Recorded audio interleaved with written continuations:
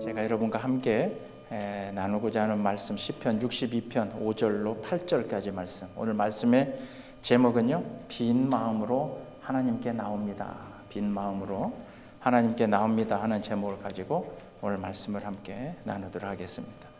이 시편 62편은 여러분 잘 아시지만 다윗의 시, 또 다윗의 노래라고 알려져 있는데, 이미 우리에게도 그 복음성가 CCM을 통해서 나의 영혼아 잠잠히 하나님만 바라라 하는 이제 그 CCM을 통해서 우리에게 잘 알려져 있는 그 본문 5절이 포함되어 있는 시편 62편입니다.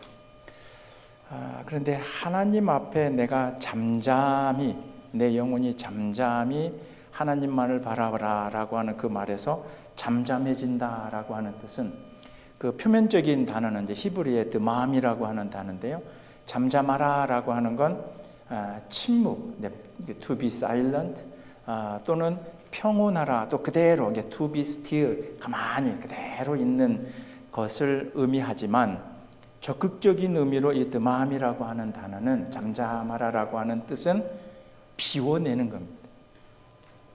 비워내는 것. 근데 그 말이 맞는 것 같아요. 내가 가만히 있을 수 있고 평온할 수 있고 다른 생각 없이 그냥 이렇게 뭔가에 집중할 수 있는 그 순간은 내 안에 있는 나를 복잡하게 하는 여러 가지 것들을 다 비워내고 내 안에 뭔가 다른 것을 담을 수 있는 스페이스, 그 여유를, 그 마음을 한 곳을 비워두는 것.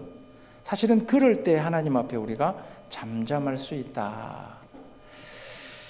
그런데 이 시편 62편을 노래한 다윗이 실제, 그리고 이 하나님 앞에 이렇게 멋지게 나의 영혼아 잠잠히 하나님만을 바라라 하는 이 노래를 지었던 다윗의 상황은 결코 잠잠히 하나님만을 바라볼 수 있는 그런 상황이 아니었습니다.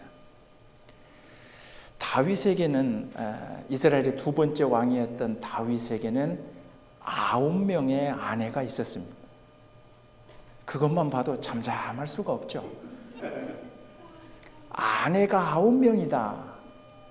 뭐 그것까지도 좀 이해가 되는데요, 아들이 19명이었습니다. 성경을 앞뒤를 다 뒤져보면 아내가 9명에 아들들이 19명, 죄송하지만 또 딸은 빼고 아들만 19명.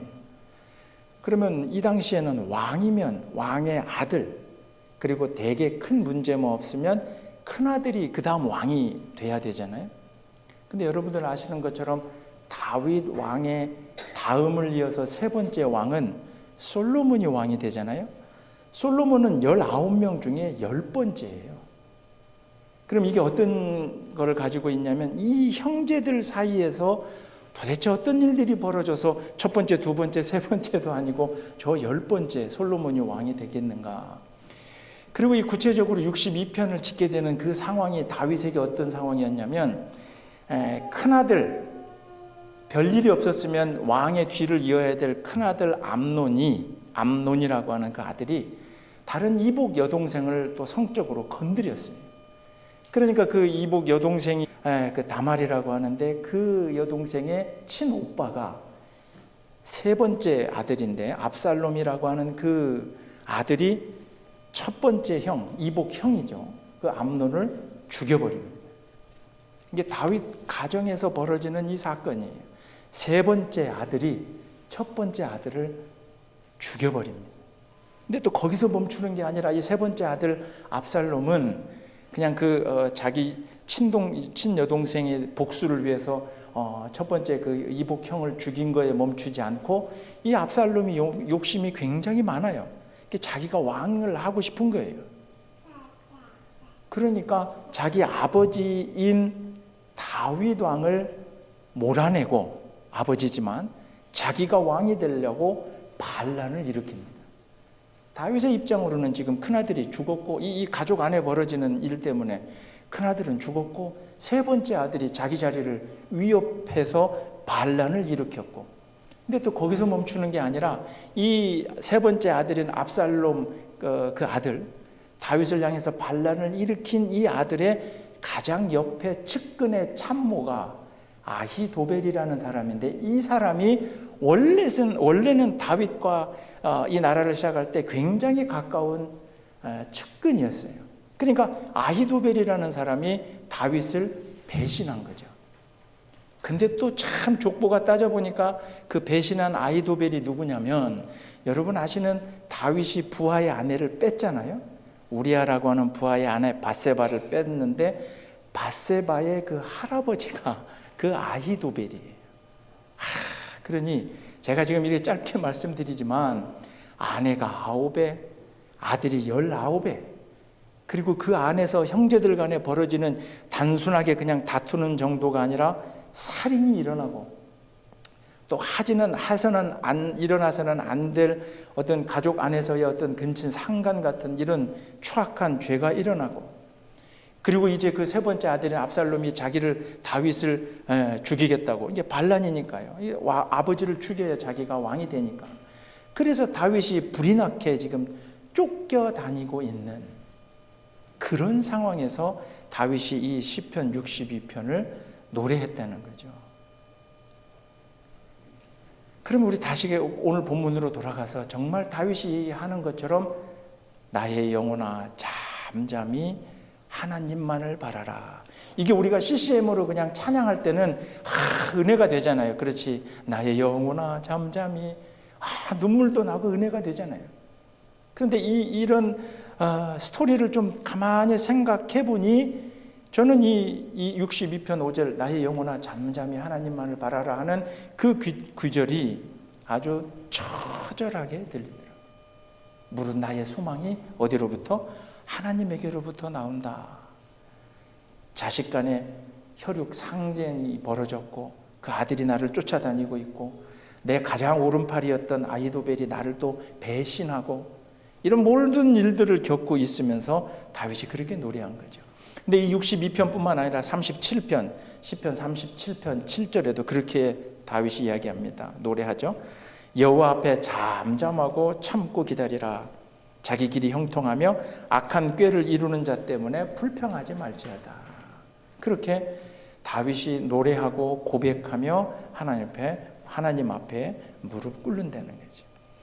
우리가 이 다윗에게서 신앙인으로서 한번 본받았고 또 따라해야 될 그 여러 일들 중에 하나가, 저는 이 다윗이 그 요동치는 상황 속에서도 잠잠히 하나님 앞에 기다릴 줄 알고 하나님 앞에 자기를 비워낼 줄 알았던 이제 그 모습을 오늘 우리의 삶에도 한번 적용해보고 우리도 한번 돌이켜보자라고 하는 거죠. 앞서 말씀드린 것처럼 내 속을 잠잠하지 못하도록 만드는 게 누구이며 무엇인가 한번 생각해 보세요.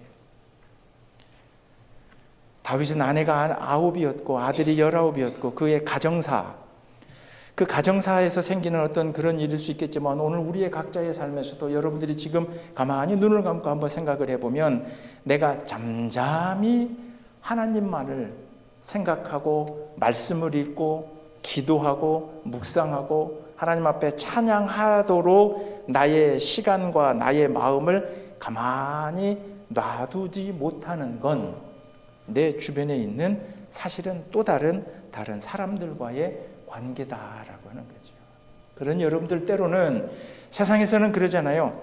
저 사람이 같이 밥 먹을 사람도 없고, 저 사람이 같이 놀 사람도 없고, 저 사람이 평소에 같이 시간을 보낼 사람도 없으면, 우린 어린 아이들 때부터 그것을 이제 영어로 분리한다, 왕따시킨다, 아웃캐스트, 혼자 따돌린다. 그렇게 되면 우리가 괴로울 것 같잖아요. 그런데 영적으로는요, 신앙인들은요, 우리 스스로 그렇게 가만히 다른 모든 사람들을 뒤로 하고 그 모든 관계를 뒤로 하고 내가 모든 걸 비워놓고 하나님 앞에 빈 마음으로 서 있어야 우리의 믿음이 성장하고 여러분이 하나님을 만날 수 있고 여러분이 하나님의 그 음성을 들을 수 있다는 거죠. 주일 예배면 우리가 이렇게 여러 명이 앉아 있습니다. 그리고 우리들의 마음속에 그런 마음이 있잖아요. 하나님, 이 빈자리를 좀 채워주세요. 우리 열심히 그렇게 기도하잖아요. 그래서 실제 최근에 이제 몇 분들이 막 오시기도 하고, 그래서 목회자의 입장으로는 한 자리 한 자리 늘어나는 것, 사람들이 늘어나는 것, 이게 굉장히 기쁘고 감사한 일이고, 여러분들도 그렇잖아요. 그러시죠? 누군가 오니까 좋지 않으세요? 째려보면서 뭐하러 온대 이러나요? 그러지 않잖아요. 그런데 여러분들 중요한 게 있어요. 오셔서 감사합니다. 꽉 채워주니까 너무도 기쁘고 감사해요. 그러나 여러분들 분명히 기억하세요. 하나님 앞에 여러분 각자가 한 사람씩 반드시 서야 됩니다. 예배는 여러분들이 함께 앉아서 지금 이 앞에 혼자 서 있는 목사를 쳐다보고 있지만, 여러분들 한 사람 한 사람이 하나님 앞에 1대1로 설 수 있어야 됩니다. 다른 사람들의 그 관계 더불어 내가 우르르 그렇게 함께 하나님 앞에 서는 게 아니라, 여러분 각자 한 사람이 내 모든 걸 걸고 하나님 앞에 홀로 서 있을 수 있어야, 그리고 그때에서야 우리가 잠잠히 하나님을 바라보는 것이지, 내가 맺고 있는 세상의 모든 그 관계들처럼 하나님 앞에 나온 이 순간에도 머릿속을, 마음속을 잔뜩 짓누르고 있는 그 모든 것들을 생각하면서는 하나님 앞에 예배 드릴 수가 없어요. 하나님의 말씀이 내 귀에 들어오지 않아요. 내 마음에 새겨지지도 않아요. 그러니 우리가 이렇게 와서 여러 명이 함께 예배 드리지만, 그러나 여러분 각자는 이 예배가 내가 하는 예배요, 내가 드리는 예배요, 내가 이 예배 가운데 하나님을 직접 만나지 못하면 오늘 이 주일날 이곳에 왔지만 아무 의미가 없다는 간절한 마음으로 이 자리에 홀로 있게 될 때, 그때 비록 이 교회 오기 전까지는 내 마음속을 회집어 놓고 내 머릿속을 회집어 놓고 그냥 부글부글 끓게 하고 복잡다단한 일들이 있다 하더라도 이 순간에 집중해서 하나님 앞에 홀로 서시기를 주님의 이름으로 축원합니다. 그러니 덴마크의 그 19세기 철학자 들어보신 분도 계시겠지만 키에르케고르가 이렇게 이야기합니다. 이 기독교인들 사이에서는 이 키에르케고르에 대해서 평가가 좀 상반되는데요. 이분이 그렇게 이야기합니다. 모든 인간은 신 앞에 서 있는 단독자다. 뭐 영어로 individual. 그러니까 나 혼자. 그러니까 모든 인간은 하나님 앞에 홀로 선 단독자여야 된다는 거죠. 이게 어떤 얘기냐면, 이 키에르케고르가 살았던 1800년대 덴마크는 그 나라의 종교가, 아예 국교가 기독교였어요. 그게 어떤 얘기냐면, 태어나면서부터 그냥 좋든 싫든 본인이 원하든 원하지 않든 그런 거에 상관없이 그냥 1800년대 덴마크에 태어나는 모든 사람들은 다 기독교인이었던 거죠. 그러니 형식적으로 교회는 늘 갔던 거겠죠. 그러니 늘 하나님의 말씀, 성경이라고 하는 건 또 배워왔겠죠. 그곳에서 자랐던, 그곳에서 성장했던 키에르케고르가 그렇게 얘기하는 거죠. 모든 인간은 하나님 앞에 홀로 우뚝 설 수 있어야 된다. 그 얘기는 어떤 얘기냐면, 내 마음을 회집어 놓는 복잡다단한 그 모든 일들이 있더라도 그런 것들을 어떻게 해서든지 간에 내가 하나님을 만나는 그 순간에 결단하고자 하는 내 마음을 해방하지 못하도록, 그러니 평소에 기도하고, 그러니 평소에 혼자 자신 입술로 결단하고 고백하는 신앙의 고백 없이 엄마가 가니까, 옆 사람이 가니까, 아니 나라 전체가 다 기독교니까 그냥 우르르 습관처럼 해오던 드리던 그 예배로는 하나님 앞에 홀로 설 수 없다는 거죠.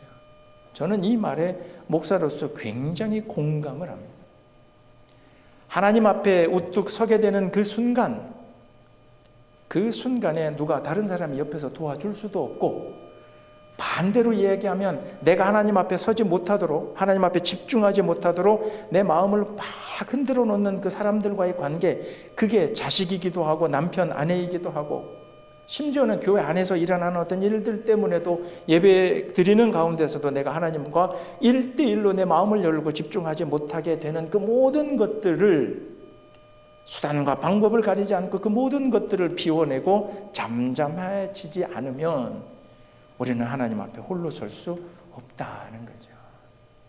그러나 여러분들의 믿음이 성장해서 그 여러분들이 그런 훈련을 통해서 비록 교회에 오기 전까지 내 마음속에 굉장히 어렵고 힘든 일들이 있지만 다윗의 고백처럼 잠잠한 마음을 가지고 하나님 앞에 나올 수 있다면 그 사람에게는 놀라울 정도로 무서운 큰 힘이 생깁니다.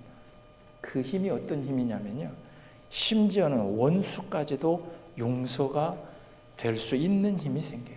제가 늘 얘기하잖아요. 예수님이 원수를 사랑하고 용서하라 그러는데 잘 안 되거든요. 근데 그게 가능해질 수 있어요. 창세기 45장 5절에 보면 요셉의 이야기 계속 우리가 목요일날 공부하고 있는데요. 10명의 형들이 자기를 노예로 팔았잖아요. 그런데 나중에 요셉이 자기를 노예로 팔았던 그 형들을 앞에 두고 그렇게 이야기합니다. 창세기 45장 5절에 당신들, 형들이 나를 팔았다고 마음에 근심하거나 걱정하지 마세요. 한탄하지 마세요. 스스로 죄책감 가지지 마세요. 당신들이 나를 팔은 게 아니라 하나님의 생명을 구원하시려고 당신들보다 나를 먼저 이 애굽 땅에 보냈습니다. 그렇게 요셉이 고백하더라는 거죠. 인간적으로 보면 아까 다윗에게 일어났던 일들을 생각해 보세요. 형제지간에 살인이 일어났고, 그리고 아들 중에 하나가 나를 죽이고 내 자리를 차지하려고, 다윗의 자리를 차지하려고 그런 일들이 벌어지고 있는 그 상황. 요셉도 똑같죠. 자기를 시기하고 질투하던 10명의 형들이 자기를 노예로 팔았어요. 노예를 팔아서 애굽 땅으로 끌려와서 그곳에 와서 노예 일을 하다가 열심히 인정받을 만하니까 감옥에 또 갔어요. 그 모든 그 고통과 고난의 출발이 형들이 나를 팔은 거거든요. 그런데 그 형들 앞에서 요셉이 그렇게 얘기하잖아요. 걱정하지 마세요. 죄책하지 마세요. 형들이 나를 팔은 게 아니라 하나님이 나를 이곳에 먼저 보낸 겁니다. 요셉이 그렇게 할 수 있었던 건, 요셉은 빈 마음으로 하나님 앞에 1대1로 내 영혼아 잠잠히 하나님만을 바라보라라고 하는 다윗의 노래처럼 내 모든 안에 일어났던 그 모든 일들을 뒤로하고 하나님만을 바라보며 하나님 앞에 우뚝 서 있었기 때문에 요셉은 이 마음이 가능했던 거예요. 요셉은 혼자였잖아요. 구덩이에 파 묻혔을 때도 혼자였고, 노예로 질질 끌려가던 상황에서도 혼자였고, 감옥에 갇혀 있을 때도 혼자였고, 그러나 요셉의 다른 10명의 그 형들은 아버지 집에서 다른 형제들과 같이 그냥 그렇게 늘 여러 사람들과 살고 있었잖아요. 그러나 요셉은 혼자였잖아요. 근데 단순히 혼자였던 게 아니라 자기의 마음을 비우고 잠잠히 하나님만을 바라보는 그 홀로 된 마음으로 요셉은 서 있을 수 있었기 때문에 그 형들을 용서하는 놀라운 힘이 그에게서 나오더라는 거죠. 오늘 여러분들도 다윗과 또 요셉 같아지시기를 주님의 이름으로 축원합니다. 근데 이 구약에 나오는 인물들만 그런 것이 아니라 예수 그리스도도 마찬가지였어요. 예수님이 십자가에 달려 돌아가시기 전에 마지막 겟세마네에 기도하러 올라가시잖아요. 그런데 성경을 나중에 찾아보시면 예수님이 겟세마네에 기도하러 가시기 바로 직전에 무슨 얘기를 하냐면 베드로를 앉혀놓고 그 얘기를 합니다. 네가 앞으로 나를 3번 부인할 거다. 3번 나를 모른다고 할 거다. 그 이야기를 해놓고 그 다음에 순서적으로 베드로, 야고보, 요한을 데리고 겟세마네 동산에 기도하러 올라가세요. 근데 거기서 어땠어요? 조금 전에 베드로는 자기는 그럴 마음도 없고 그러지 않을 건데 왜 갑자기 나한테 네가 나를 앞으로 3번 부인하겠다. 왜 그런 말씀을 하시지? 근데 그 이야기를 듣고도 예수님이 겟세마네에서 기도하는 그 순간 베드로는 꾸벅꾸벅 졸게 되는 거죠. 그러니까 예수님의 입장, 우리가 예수님의 입장에 한번 대보자고요. 조금 전에 베드로, 네가 앞으로 나를 3번 부인한다. 예수님의 어찌 보면 오른팔이요, 첫 번째 제자요, 가장 사랑했던, 그리고 평소에 보니까 막 예수님 없으면 죽을 것 같은 그런 베드로였는데 네가 앞으로 나를 3번 부인할 거다. 예수님은 그걸 바라보시고 그 이야기를 해놓고 기도하러 갔는데 잠깐 돌아와 보니까 쿨쿨 자고 있는 베드로를 보면서 나는 예수님도 대단히 무디다 하는 생각이 들어요. 나 같으면 다시 기도하러 갔다가 그놈 생각 때문에 기도 못합니다. 저놈이 지금 졸 때가 아닌데 내가 너 앞으로 나하고 나를 배신한다. 그래, 그런 얘기까지를 했는데도 저렇게 참 태평하게 좋을. 근데 예수님이 그걸 3번이나 와서 이야기하잖아요. 그리고 마가복음 14장 41절에는 마지막 3번째 기도하고 오셔서는 이제 되었다 베드로야, 이제는 이제 편히 그냥 쉬어라. 예수님이 이렇게 하실 수 있었던 이유는 우리와 똑같은 인간이셨지만 예수님은 그 일을 하셨던 거죠. 뭐냐면 잠잠히 하나님만을 바라볼 수 있었던 거죠. 내 마음속에 일어나는 여러 가지 일들을 다 비워내고 그냥 잠잠히 하나님만을 바라볼 수 있는 그 영혼이셨기에 예수님은 겟세마네의 기도를 마칠 수 있었고, 기도하고 내려와서도 졸고 있는 이 베드로를 나무라지 아니하시고 그저 그냥 아이고 오히려 측은하게 그를 이해하시고 이제는 편히 쉬어라, 그렇게 말씀할 수 있었던 거죠. 집중하시고 잠잠히 하나님 앞에 여러분 각자가 다 홀로서는 성도들이 되시기를 주님의 이름으로 축원합니다.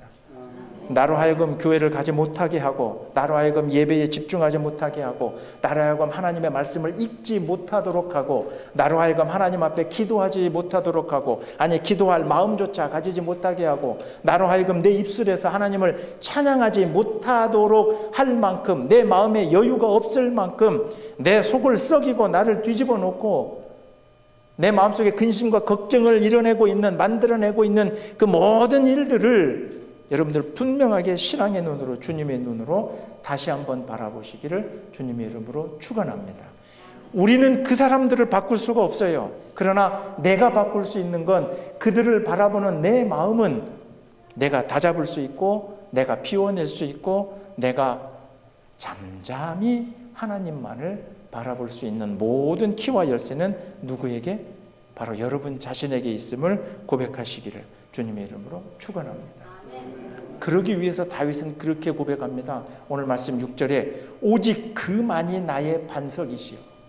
내가 잠잠히 하나님만을 바라볼 텐데 오직 하나님만이 나의 반석이시오, 나의 구원이시로다, 나의 요새시니 내가 흔들리지 아니하리로다. 흔들리는 세상 사람들에게 너무 큰 마음 두지 않으시기를 바랍니다. 비록 그 사람들이 잃어버리고 있는 그 일들 때문에 내가 굉장히 분노하기도 하고 화가 나기도 하고 속상하기도 할 수 있지만, 그러나 그 순간에도 여러분의 마음을 어디에 두어야 되냐면 하나님께로 두시기를 주님의 이름으로 축원합니다. 그럴 때 이게 좀 잠잠해져요. 그럴 때 이제 그런 깊은 묵상 가운데서 때로는 그 사람이 내 마음속에 용서가 되어질 수도 있어요. 때로는 그 일, 내가 이렇게 기도한다고 그 일이 당장 해결이 되어지지 않는다 하더라도 그 일을 대하는 내 마음이 이제 든든하게 내 발은 하나님, 내 반석이 되신 하나님께 두고, 하나님이 나를 지키시는 요새고, 그러니 내가 하나님 곁에서 흔들리지 않겠다 하는 그 믿음이 있을 때, 그 결단이 있을 때, 그때야 내 마음이 비워지고 내 영혼이 잠잠케 하나님만을 바라보게 될 줄로 믿습니다. 기독교 사상가였던 함석헌 선생님이 이런 시를 지었습니다. 그대 골방을 가졌는가? 이 골방이라고 하는 게 이제 옛날 단어인데요. 아주 집에서 이렇게 비밀의 방 이런 거잖아요. 나만이 혼자 아는 은밀의 방. 그래서 그대 골방을 가졌는가? 이 세상의 소리가 들리지 않는, 이 세상의 냄새가 들어오지 않는 은밀한 골방을 그대 가졌는가? 그대 마음에 내 문, 이 4가지 문, 동서남북에 내 문을, 여러분들 마음에 있는 내 문을 밀밀히 닫아놓고 아주 꼼꼼히 닫고 세상 소리와 냄새 다 끊어버린 후 맑은 등잔 하나 가만히 밝혀만 놓으면 극진하신 하나님의 꿀 같은 속삭임을 들을 수 있다. 그러면서 함석헌 선생님이 그러는 거죠. 그대 골방을 가졌는가?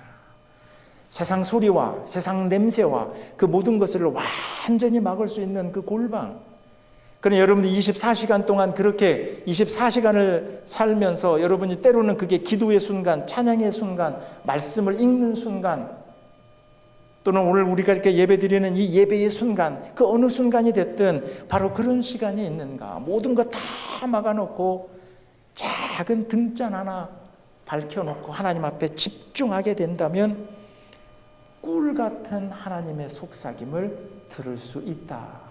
그러니 그대 골방을 가졌는가. 이렇게 빈 마음이 되실 수 있기를 주님의 이름으로 축원합니다. 히브리서 12장 28절에도 그렇게 이야기합니다. 그러므로 우리가 흔들리지 않는 나라를 받았으니 하나님의 나라요, 그리고 예수 그리스도가 이 땅에 오심이요, 우리들에게 약속된 반드시 돌아가야 될 그 나라요, 그 하나님의 나라, 흔들리지 않는 나라를 받았은 즉 은혜를 받자 그럽니다. 이로 말미암아 경건함과 두려움으로 하나님을 기쁘게 섬길지니 히브리서 12장 28절입니다. 이미 하나님께서 허락해 주신 그 나라의 약속을 우리가 받았으니 그러니 이제는 우리가 좀 은혜를 받자 하는 거죠. 그래서 은혜를 받기 위해서 우리는 뭘 하냐? 마음을 비고 잠잠히 하나님께로 우리가 집중해 보자 하는 거죠. 세상 사람들은 외로움에 몸서리를 칩니다. 앞서 말씀드린 것처럼 외로운 건 싫어, 혼자 있는 거 싫어, 그래서 누군가를 왕따시키고 이렇게 하는 거 옳지 않은 일이라고 이야기합니다. 그런데 여러분들 분명히 구분하세요. 외로움은 안타까운 거지만 고독함은 크리스찬들이 즐겨해야 될 일입니다. 외로움은 다른 사람들이 나를 받아주지 않아서 상대적인 마음으로 내가 섭섭한 마음이지만, 고독함은 주변에 다른 사람들이 다 있어도 그 자리를 물리치고 내가 혼자만의 공간으로 들어가는 것이 고독함입니다. 그러니 오늘 크리스찬들에게 부족한 게 고독함의 시간인 것 같아요. 그 고독함의 시간에 들어가서 하나님과 1대1로 내가 온전히 잠잠히 하나님만을 바라보며 그 자리에 서고자 하는 마음의 여유, 시간적 여유, 때로는 그런 생각들을 같이 가지고 있는 주변에 함께 기도하실 분들, 이런 분들이 우리 곁에 있지 않아서 때로는 우리가 하나님께 집중하지 못하더라 하는 거죠. 그저 그냥 이 예배 드리러 오는, 주일 예배가 전부 다가 아니지만 이 예배를 드리러 오는 그 순간에도 내가 1대1로 오늘 은혜 받기 위해서 하나님께 집중하자 하는 그 마음보다는 왜 저 권사님이 나를 저렇게 째려볼까? 왜 저 집사님은 나한테 말을 안 걸어줄까? 왜 저 장로님은 내 곁에 오지 않을까? 왜 내가 앉는 테이블에는 다른 사람이 안 앉을까? 그런 것으로 외로워하지 않는 여러분이 되시기를 주님의 이름으로 축원합니다. 고독을 즐기고 하나님 앞에 똑바로 서려고 하는 사람들은 단 한 사람, 나와 하나님과의 그 관계 속에 내가 집중할 수 있을 때 그 영혼이 잠잠히, 다윗에게 일어났던 그 가족 안의 그 복잡한 일들을 다 뒤로 하고도 어찌 이럴 수 있는가라고 우리가 생각할 것처럼 그렇게 잠잠히 하나님 앞에 홀로 서는 그런 양우리교회의 예배와 여러분의 믿음의 성숙함이 되시기를 주님의 이름으로 축원합니다.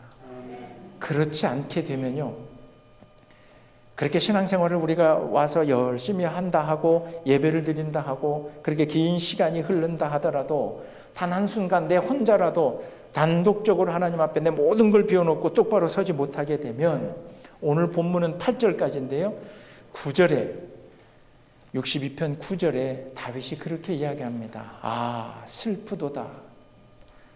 사람은 입김이며 인생도 속임수이니 저울에 달면, 무게를 달아보면 그들은 입김보다 가벼우리다. 하나님의 말씀으로 채우지 못하고 은혜로 채우지 못하고 그리고 감사와 감동으로 채우지 못하는 그 신앙인의 마음은 우리 입에서 나오는 입김처럼 그렇게 가벼워서 저울로 달지도 못할 만큼의 인생의 가벼움으로 사라져버릴 수밖에 없다는 것이죠. 오늘 저는 이 양우리교회에서 예배드리는 저와 여러분 모든 이들이 다 무거워지시기를 주님의 이름으로 축원합니다. 그런데 오늘 제가 말씀의 제목을 빈 마음으로 하나님께 나오자 그랬잖아요. 세상의 것들은 다 비워내고 하나님 앞에 와서 하나님의 것으로 내 안을 가득 채워서 그렇게 무거워지시는 은혜가 있기를 주님의 이름으로 축원합니다. 그러기 위해서 시간을 내시고 집중하시고, 비록 다른 이들이 나를 흔들고 다른 이들 때문에 내 마음이 흔들린다 하더라도 잠잠히 내 영혼을 하나님께로만 집중해서 예배드릴 수 있는, 그래서 믿음이 성장해 나갈 수 있는 저와 여러분 되시기를 주님의 이름으로 축원합니다. 기도하겠습니다. 주님 감사합니다. 다윗의 노래를 그저 흘려듣지 않게 하여 주시옵소서. 나의 영혼아 잠잠히 하나님만을 바라라.